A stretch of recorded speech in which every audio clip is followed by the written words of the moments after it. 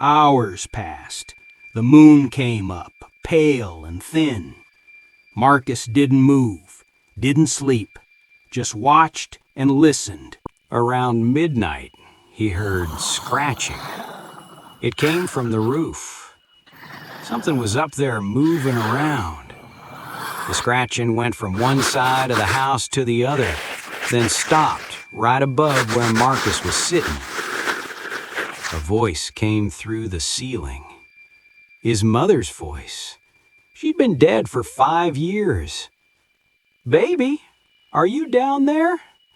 I'm so cold. Please let me in."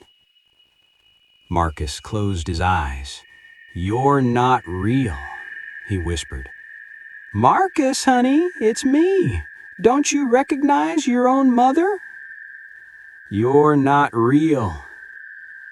The scratching started again, harder now, faster, like something was trying to dig through the roof. Bits of dust fell from the ceiling. Marcus stood and fired 3 shots straight up. The scratching stopped. Then he heard something heavy slide down the roof and hit the ground outside with a thud. Silence again. Marcus sat back down. His hands wouldn't stop shaking now. He gripped the rifle tighter. The night was long. Every sound made him jump. Every shadow looked wrong. But nothing else came to the house.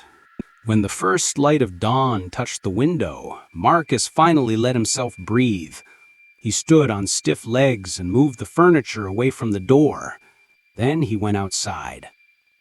There were marks on the porch where Davis had stood, deep scratches in the wood, like someone had dragged claws across it. On the roof, there were more scratches, and in the dirt beside the house was something dark and wet. Blood, maybe, but it didn't smell like blood. It smelled rotten. Marcus went back inside. He needed to think. He couldn't fight these things with just a rifle. They were too smart, too patient, and they could get inside his head. That's when he saw it. A small notebook on the kitchen counter. He hadn't noticed it before. Or maybe it hadn't been there before. Marcus picked it up. The cover was stained and worn. He opened it. The first page had a name written at the top. Sarah Chen. Marcus flipped through the pages. It was a diary. The entries were dated from last summer. He started reading. June 15th. Arrived at the rental house with Emily and Jake. Place is perfect. Nice and quiet. We're gonna have a great vacation. June 16th. Went hiking today. Saw the most beautiful views. Emily says she heard something following us in the woods, but I didn't hear anything. Probably just a deer. June 17th. Strange night. I woke up and Emily was standing at the window, just staring out. When I asked what she was doing, she said she heard her sister calling. But her sister's in California. I told her she must have been dreaming. She said maybe. Marcus kept reading. The entries got stranger, more worried. Sarah wrote about hearing voices, about seeing things in the forest, about Emily acting different, quieter, like she was listening to something they couldn't hear. Then he reached the entry from June 20th. June 20th. I don't know how to write this. I don't know if anyone will believe it. Last night, Jake woke me up. He was shaking. He said Emily was outside, knocking on the door, saying she was locked out. But Emily was in her sleeping bag right next to me. I could see her. We both went to the door. Through the window, we could see Emily outside. She was wearing the same clothes. She had the same haircut. Everything was the same. There were 2 Emilys. The one outside kept knocking, kept saying, "Let me in. It's cold. Please." The real Emily next to me started crying. She said, "That's not me. That's not me." We didn't open the door. We stayed up all night, all 3 of us, watching the Emily outside walk back and forth on the porch. When the sun came up, she was gone. Marcus's mouth dried. He flipped to the next entry. June 21st. We're leaving today. We can't stay here. But Emily is acting strange. She says she wants to stay, says we're being silly. Jake and I can't convince her. She keeps walking to the windows and looking out at the forest like she's waiting for something. I'm scared. That's not Emily talking. Something changed in her after last night. The next entry was dated 2 days later. June 23rd. We survived last night, but barely. Emily said she saw something wearing my face standing outside while I was inside with everyone. We all saw it. There were two of me. I don't know how to explain what happened, but one of them wasn't me. We're leaving tomorrow. I don't care what Emily says. Marcus turned the page. The handwriting was messier now, like Sarah had been writing fast. June 24th. Emily is gone. It took her during the night. I heard her screaming my name. Jake and I ran outside, but she was already in the trees. We could see her being dragged. Jake wanted to go after her, but I stopped him. I stopped him because I knew it wasn't really Emily anymore. She'd been acting wrong for days. I think whatever's out there already took her. What we saw being dragged away was just, I don't know, a copy, a shell. We're leaving right now. We're not even packing. We're just getting in the car and driving. That was the last entry. Marcus closed the notebook. His hands were shaking again. He looked around the kitchen. The notebook had been sitting right here, on his counter, in his house. How did it get here? He walked to the bedroom, then to the bathroom, then back to the living room, looking for anything else out of place, anything that had appeared while he was gone. And that's when he saw it. On the wall near the door, someone had drawn something, in what looked like that same dark, wet blood from outside. It was a simple picture, a stick figure person with antlers, and around it more stick figures on all fours. Marcus stared at the drawing. He hadn't drawn it. He was sure he hadn't. But the blood was still fresh, still wet.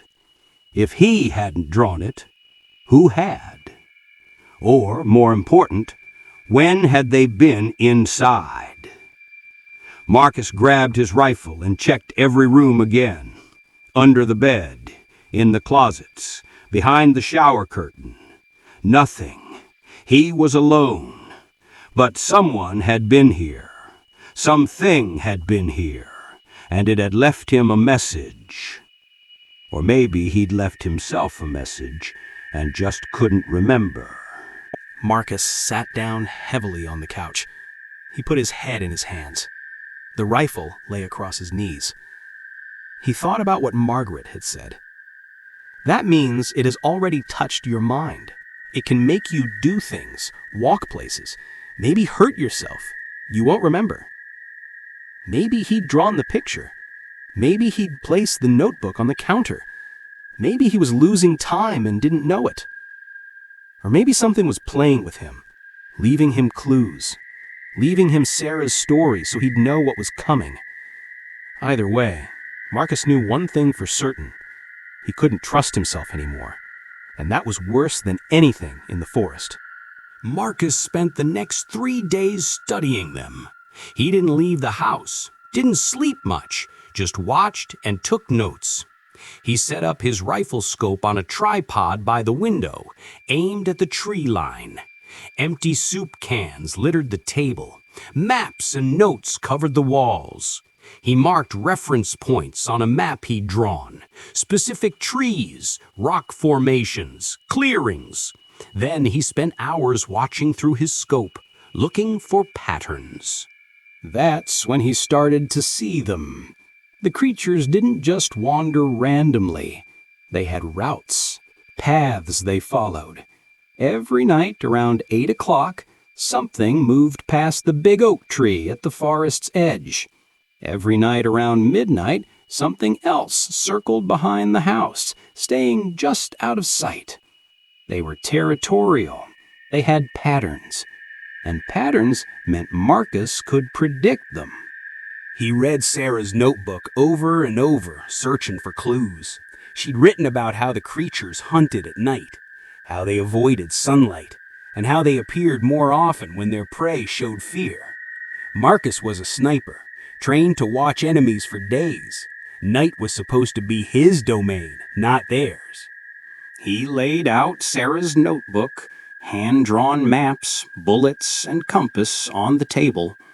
He cleaned his rifle and wrote notes with trembling hands. If these things had a den, a place where they gathered, he could find it, and maybe find their weakness.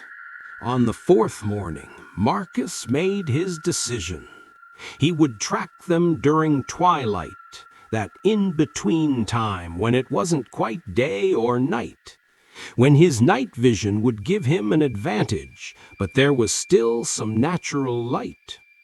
He packed light, water, compass, rifle, extra ammunition, and his night vision goggles. At 5 in the afternoon, he stepped into the forest. The sun still up, but dying fast. Marcus moved through the dense trees, scanning the ground. Broken branches, disturbed leaves. Then something. Scratches on tree bark, deep gouges like claws dragging across wood. A trail. He followed it carefully, silent and alert, rifle ready, eyes scanning every shadow. The scratches led deeper into the forest. The trees thickened, the ground sloped downward. Then he reached a ridge, and below it, a ravine. Water trickled faintly at the bottom, and at the far end, a dark opening, a cave. Marcus raised his rifle scope, scanned slowly. Nothing moved, just rocks, trees, and that black mouth of darkness. The sun sank lower. Red, then purple light filled the woods. Marcus switched on his night vision. The world turned green. He scanned again and froze. A voice echoed through the ravine. "Marcus, is that you?" Tyler, his younger brother. Marcus's heart pounded. Tyler was in Texas. He couldn't be here. But there he was, leaning against a rock, leg bent awkwardly. "Marcus, thank God," he called. "I'm hurt. My leg's broken." Marcus zoomed in with his scope. Tyler's face looked perfect. The same scar, the same hair. But something was off. "Why didn't you call me?" Marcus asked. "Lost my phone," Tyler said. "Battery was dead anyway." His voice trembled, but the movements didn't. Too smooth, too controlled. And his shadow was wrong. Too long, too many limbs. Marcus called out, "Tell me something only Tyler would know." Tyler laughed nervously. "What is this, a test?" Marcus pressed louder this time. "What did I give you for your 18th birthday?" Tyler hesitated. His expression changed. Then he smiled, but the smile stretched wider, unnatural. "Very smart, Marcus," he said. The tone was flat, empty. "You don't scare easy, do you?" Tyler stood up. His leg wasn't broken anymore. He dusted off his jeans casually. "You know what I am. You've been studying us." Marcus's breath caught. "Where's my real brother?" "Texas," Tyler said simply. "Working at your uncle's garage. We don't need the real ones. We just borrow their shapes, their voices." Then, softly, "You should come down, Marcus. See where we live." He turned toward the cave. "You're already coming down. You just don't know it yet." Marcus froze. Tyler disappeared into the cave. The forest went silent. He looked down at the dirt around his boots, dozens of overlapping prints. His own, coming and going. Had he been here before, during one of his blackouts? He took a slow breath, then moved down the ridge, rifle up, eyes scanning, every instinct screaming. The cave loomed ahead, wide, dark, silent. Even through night vision, the blackness inside swallowed everything. Marcus clipped his flashlight to the rifle and stepped into the dark. The beam sliced through mist and dust. At first, Marcus thought the shapes on the walls were decorations. Then he saw them clearly. Animal skins, dozens, hanging, draped, stretched. Some dried and stiff, others still wet. Wolf pelts, coyote hides, deer skins. This was how they changed, how they wore new forms. He moved deeper. The passage widened into a vast chamber. Bones everywhere, piles of skulls, some human, some not. Marcus's stomach twisted. He'd found the missing hikers, or what was left of them. "Welcome," a voice whispered. Marcus spun. Tyler stood at the entrance, smiling. And behind him, movement. Dozens of shapes sliding out from cracks and tunnels. Human, animal, in between. They surrounded Marcus. In his night vision, their forms flickered like bad static on a broken TV. Marcus counted fast. 8, 10, 12. He was surrounded. No exits. His rifle trembled slightly in his grip. Tyler stepped closer. "You wanted to see our home. Here it is." The creatures closed in, yellow eyes glowing in the dark. "Now what, Marcus?" Tyler asked softly. "You're trained, a killer, but you're just one man." The creatures moved closer. Their teeth gleamed, their breath steamed. "Time to decide," Tyler hissed. "Join us, or become food." Marcus's breath quickened. His back hit the wall. Nowhere left to run. Every instinct screamed fight. He gripped his rifle tighter, eyes darting between shadows. Dozens of creatures surrounded him, crouched, ready. Tyler's face twisted, half human, half beast. Then they lunged, all at once. The flashlight flared white, and everything vanished into chaos. They came at him from the dark, claws flashing, teeth bared. Marcus threw himself sideways just as the monsters lunged, claws slicing through the air where his head had been. He hit the rocky ground hard, rolled, and came up firing. 3 quick shots. 3 creatures dropped, but more poured out of the shadows, screaming, snarling, unstoppable. Something slammed into him from behind. His flashlight swung wildly, shadows twisting across the cave walls as he crashed into a pile of bones that scattered under his weight. Pain exploded through his leg. Wolf jaws clamped down, teeth sinking deep.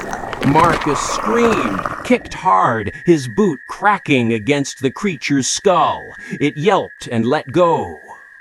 Gasping, Marcus crawled backward into the hanging pelts. His flashlight caught something.